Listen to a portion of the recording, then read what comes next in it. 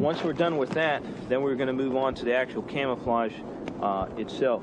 And you can see over here, Romero here is cutting up some more burlap fabric into strips. And again, these strips are approximately 1 inch wide, and you go between 8 to 10 inches long. And all you're going to do is attach it onto the net in the back with an overhand knot. Simply take one end, you want to twist it around so it's a little easier to work with. Put it around the net, take the running end, pass it back through the loop, and then cinch it down. Make sure you pull on both ends so it's in there pretty firm. Once you got it, jerk on a little bit to make sure that it's in place. Then you'll go to the end of it and you'll start to fray it. All you have to do is pull the long end of the fabric strands individually, and you can see how it's starting to fray nicely for us here.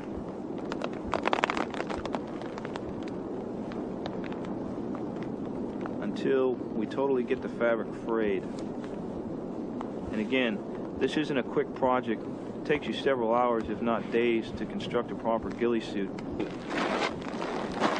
What we're going to do now is show you on the back of a suit here how we're going to tie this stuff off. I've been showing you earlier utilizing the finger, but what you're going to do is start from the bottom and work your way up the top. The reason for that, as these knots progress up towards the top, it's going to occlude the rest of your work, so you don't want to start at the top or you're constantly going to be flipping this material back up to try and get your knots in. So you start down here at the bottom. And again, there's no set. You don't have to have 3 greens followed by 2 browns followed by 1 dark green. It doesn't matter. It's a random pattern. You just don't want 15 of one color on one little square here, okay? Just kind of mix them up as you go. So we're going to go ahead and twist the ends up here a little bit.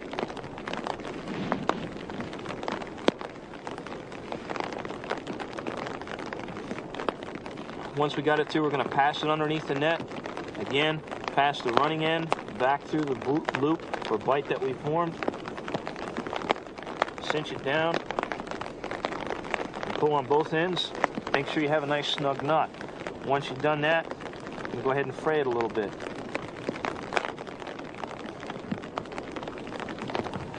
One of the drawbacks to using these burlap strips when you're tying it into your ghillie suit is that when you start to fray it, as you were shown, you're going to lose these cross sections. So when you use the burlap strip material, you're going to lose about half your burlap. So another thing that you can do instead of using burlap strips is actually taking the strings right out of the burlap bag. So what you're first going to want to do is take your bag and cut out the seam. So you take your scissors and you'll work your way all along the bag until you got your seam out. And then you'll take your burlap material, and you can see I've already started destringing this side. So what I'm going to do is lay this material down. I'm going to anchor it with my feet, and then I'm going to find a middle spot, the middle position of the bag. You're just going to start pulling these strings out. And once you get going, you can pull about 2 strings at a time. And I know it seems tedious, but you do save time in that you're not having any waste. So once I grab, say, 10 to 20 strands, I'll cut them into their 8-inch length. And then over here you can see I have my ghillie suit. And I've started from the bottom, I've worked my way up.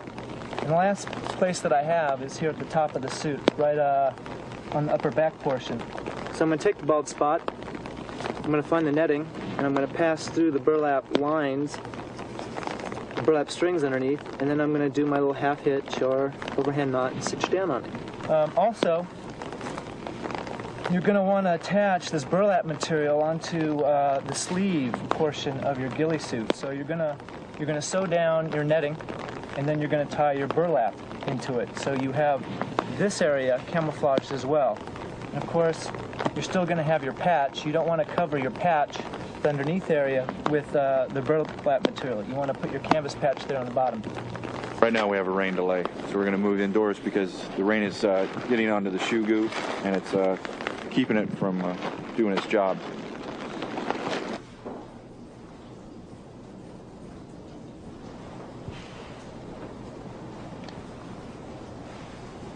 You can see now we're just about nearing completion on the headgear portion of the ghillie suit.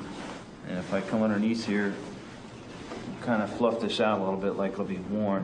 And it's very difficult to tell. For one, there's a hat underneath there, and you can imagine a human head totally breaks up the outline. It has that real nice shaggy or moundy appearance. It's very difficult to detect, and you can see again with my color patterning that I've done is primarily for the northwest area of the United States, and the fact that I have a lot of greens, just a little hint of brown because of the dense fern and Douglas firs, things like that. They have a lot of dark greens out here, so that's why I've gone with this particular type of pattern. And one important thing, once you get done, as I'm holding this thing up, I kind of want to spread it out a little bit and see how much exposed netting that I have, so I can see little trouble areas that I need to add some additional burlap to, like down in this area right here and maybe over in this far corner, because I don't want, although the netting is green, it's not the same pattern as everything else, so I'm probably going to want to add a little bit of burlap to those areas right there. Always inspect your work. Don't think it's a done thing. It's a constantly changing piece of artwork, so to speak.